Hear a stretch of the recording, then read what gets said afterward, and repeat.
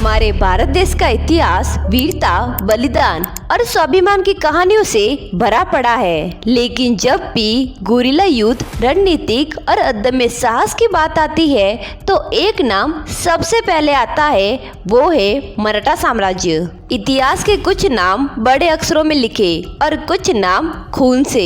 हम उन योद्धाओं की बात करेंगे जिन्होंने जीत की गारंटी नहीं मांगी थी, बस मराठा साम्राज्य के लिए जान दे दी थी। अगर आपको भी मराठा शौर्य पर गर्व है तो इस वीडियो को एंड तक जरूर देखिए और मराठा वीरों को नमन कीजिए। भारत के इतिहास में ज्यादातर साम्राज्य मैदानों से उठे, जैसे मुगल या दिल्ली सल्तनत, लेकिन मराठा साम्राज्य पहाड़ों और जंगलों से निकला था। 17वीं सदी के भारत में दक्कन का इलाका आदिल शाही, कुतुब शाही और मुगल साम्राज्य के बीच बटा हुआ था। इस क्षेत्र में रहने वाले मराठा लोग मुख्य रूप से किसान, सैनिक और स्थानीय जमींदार थे। उनके पास न बड़ी सेना थी, न भारी तोपखाने और ना ही कोई विशाल खजाना। फिर भी यही मराठा लोग आने वाले समय में भारत की सबसे बड़ी सैन्य शक्ति बन गए। इसका सबसे बड़ा कारण था उनकी युद्ध रणनीति। मराठा सेनाएं खुले मैदान में लंबी लड़ाइयां लड़ने के बजाय तेज हमला करती थी और तुरंत पीछे हट जाती थी। इस रणनीति का उद्देश्य था दुश्मन की सप्लाई लाइन काटना, उसे आर्थिक रूप से कमजोर करना और फिर सही समय पर निर्णायक हमला करना। मराठा सैनिक इलाकों को अच्छी तरह जानते थे। पहाड़, घाटियां, जंगल सब उनके लिए प्राकृतिक सुरक्षा थे। यही वजह थी कि बड़ी बड़ी सेनाएं मराठों को पकड़ नहीं पाती थी। किलों की भूमिका मराठा साम्राज्य में बहुत महत्वपूर्ण थी। महाराष्ट्र क्षेत्र में लगभग 300 से ज्यादा किले थे, जिनका इस्तेमाल निगरानी, रक्षा और रसद के लिए किया जाता था। ये किले सिर्फ युद्ध के लिए नहीं बल्कि प्रशासन के केंद्र भी थे।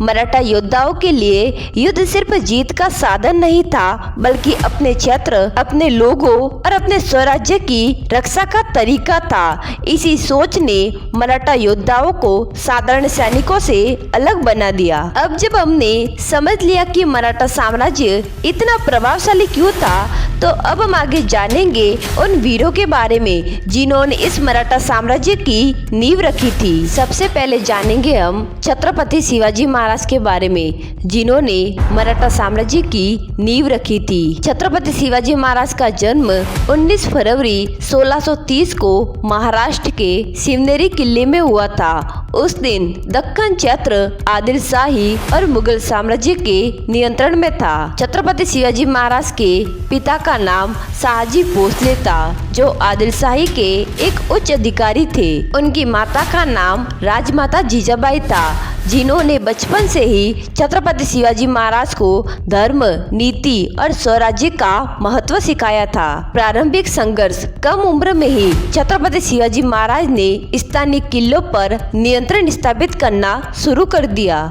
सन 1645 से 1647 के बीच उन्होंने तोरण, कोठाना और राजगढ़ जैसे महत्वपूर्ण किले अपने कब्जे में कर लिए। यह वही समय था जब पहली बार आदिल शाही को एहसास हुआ कि यह युवक भविष्य में बड़ा खतरा बन सकता है। अफजल खान की घटना 1659 में आदिल शाही सेनापति अफजल खान को छत्रपति शिवाजी महाराज को खत्म करने भेजा गया। अफजल खान के पास बड़ी सेना थी, लेकिन छत्रपति शिवाजी महाराज सीधी लड़ाई से बचे। प्रतापगढ़ किले के पास दोनों की मुलाकात हुई। इतिहास बताता है कि छत्रपति शिवाजी महाराज पूरी तैयारी के साथ पहुंचे थे। अफजल खान की मृत्यु के बाद मराठा सेना ने आदिल शाही सेना को भारी नुकसान पहुंचाया। इस घटना के बाद छत्रपति शिवाजी महाराज पूरे दक्कन में एक शक्तिशाली नेता के रूप में उभरे। मुगलों से टक्कर, छत्रपति शिवाजी महाराज की बढ़ती शक्ति मुगल साम्राज्य के लिए चिंता का विषय बन गई। सन 1667 में उन्होंने सूरत पर आक्रमण किया, जो मुगलों का एक सबसे बड़ा व्यापारिक केंद्र था। इससे मुगल साम्राज्य को आर्थिक नुकसान हुआ। इसके बाद मुगल सेनापति जयसिंह प्रथम को छत्रपति शिवाजी महाराज से निपटने भेजा गया। सन 1666 में छत्रपति शिवाजी महाराज मुगल दरबार आगरा गए। वहां उन्हें नजरबंद कर दिया गया, लेकिन कुछ ही महीनों में छत्रपति शिवाजी महाराज सफलतापूर्वक आगरा से निकलने में कामयाब रहे। ये घटना उनकी चतुराई और साहस दोनों को दर्शाती है। प्रशासन और नौसेना छत्रपति शिवाजी महाराज सिर्फ योद्धा नहीं थे, समुद्री सुरक्षा के लिए उन्होंने भारत की पहली संगठित नौसेना तैयार की। राज्याभिषेक 1674 में छत्रपति शिवाजी महाराज का राज्याभिषेक हुआ। उन्हें छत्रपति की उपाधि मिली। यही से मराठा साम्राज्य औपचारिक रूप से स्थापित किया। आगे हम जानेंगे उस योद्धा के बारे में जिन्होंने छत्रपति शिवाजी महाराज के बाद मराठा साम्राज्य को उत्तर भारत तक फैलाया। पेशवा बाजीराव प्रथम मराठा साम्राज्य का सबसे सफल सेनापति। छत्रपति शिवाजी महाराज के बाद मराठा साम्राज्य सिर्फ जीवित नहीं रहा बल्कि और ज्यादा फैल गया। इस विस्तार के पीछे जिस व्यक्ति की सबसे बड़ी भूमिका थी वह थे पेशवा बाजीराव प्रथम। पेशवा बाजीराव का जन्म 1700 में हुआ था। उनके पिता बालाजी विश्वनाथ मराठा साम्राज्य के पेशवा थे। सन 1720 में सिर्फ 20 साल की उम्र में बाजीराव को पेशवा बनाया गया। उस समय कई मराठा सरदार उनकी उम्र को लेकर संदेह में थे, लेकिन आने वाले वर्षों में बाजीराव ने सभी शंकाओं को खत्म कर दिया। युद्ध रणनीति बाजीराव की सबसे बड़ी ताकत थी उनकी तेज घुड़सवार सेना। उन्होंने कभी भारी तोपखाने या धीमी सेना पर निर्भर नहीं किया। बाजीराव का तरीका था दुश्मन की मुख्य सेना से बचते हुए उनकी कमजोर हिस्सों पर हमला करना। इससे दुश्मन रक्षात्मक स्थिति में चला जाता और मराठा सेना को रणनीति लाभ मिलता। प्रमुख अभियान सन 1727 से 1728 में बाजीराव ने निजाम उल मुल्क के खिलाफ पालखेड़ का युद्ध लड़ा। इस युद्ध को इतिहासकार एक आदर्श रणनीतिक युद्ध मानते हैं। बाजीराव ने निजाम की बड़ी सेना को बिना सीधे टकराव के घेर लिया और उसे सीधे संधि करने पर मजबूर कर दिया।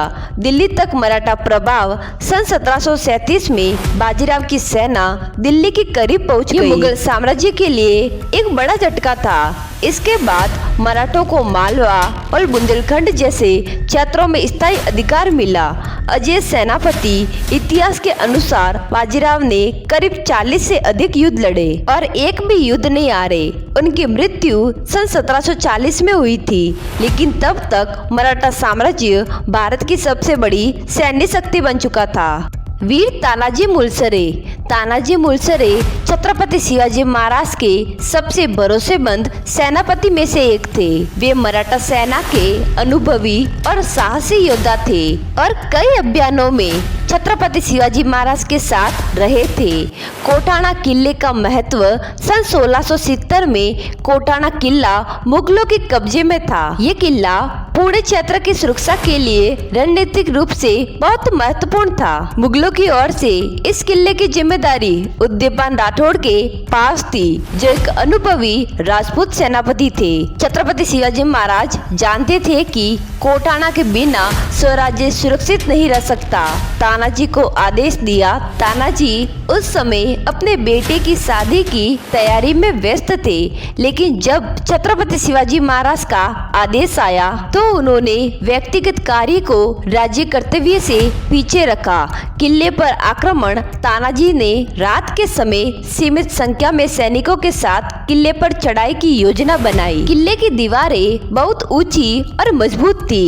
इतिहास में वर्णन मिलता है कि रस्सियों की मदद से और गुप्त रास्तों का प्रयोग करके मराठा सैनिक किले के अंदर पहुंचे। भीषण युद्ध हुआ। किले के अंदर तानाजी और उदयपान के बीच सीधा युद्ध हुआ था। दोनों ओर से कड़ा संघर्ष हुआ। इस लड़ाई में तानाजी वीरगति को प्राप्त हुए, हालांकि उनके साथियों ने युद्ध जारी रखा और अंत में कोटाना किला मराठाओं के कब्जे में आ गया। परिणाम और प्रभाव। जब छत्रपति शिवाजी महाराज को तानाजी की मृत्यु का समाचार मिला तो उन्होंने कहा, गढ़ तो जीता लेकिन सिंह चला गया। तानाजी का बलिदान मराठा इतिहास में साहस, कर्तव्य और निष्ठा का प्रतीक बन गया। आज कोटाना किले को सिंहगढ़ के नाम से जाना जाता है।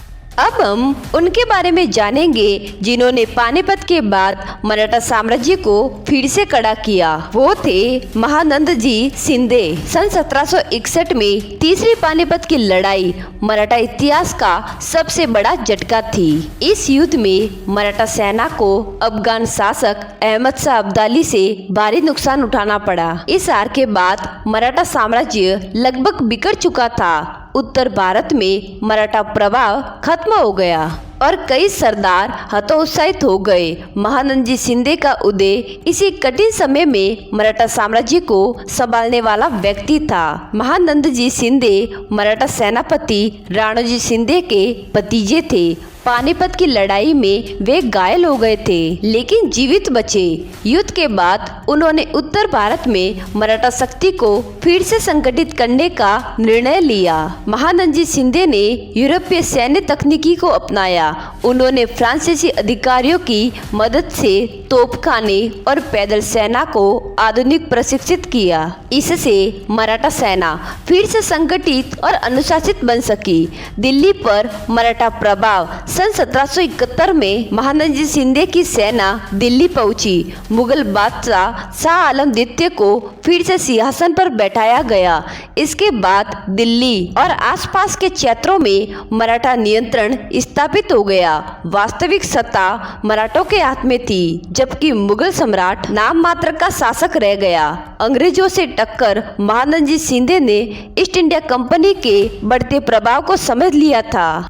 उन्होंने अंग्रेजों के खिलाफ कूटनीति और युद्ध दोनों का इस्तेमाल किया। हालांकि बाद में मराठा अंग्रेज संघर्ष बढ़ा, लेकिन महानंद जी शिंदे के समय तक अंग्रेज पूरी तरह हावी नहीं हो पाए थे। मराठा साम्राज्य की कहानी सिर्फ युद्ध जीतने की कहानी नहीं है, ये कहानी है रणनीति, संगठन और समय के अनुसार खुद को बदलने की क्षमता की। छत्रपति शिवाजी महाराज ने नींव रखी, पेशवा बाजीराव ने साम्राज्य फैलाया, तानाजी मुलसरे ने बलिदान दिया और महानंद जी शिंदे ने साम्राज्य को फिर से खड़ा किया। इसीलिए मराठा साम्राज्य भारतीय इतिहास में सबसे प्रभावशाली और खतरनाक शक्तियों में गिना जाता है। तो दोस्तों, अगर आपको इतिहास से जुड़े ऐसे ही वीडियो देखने हैं तो हमारे चैनल को सब्सक्राइब जरूर करें और कमेंट में जय भवानी जय शिवाजी जरूर लिखें।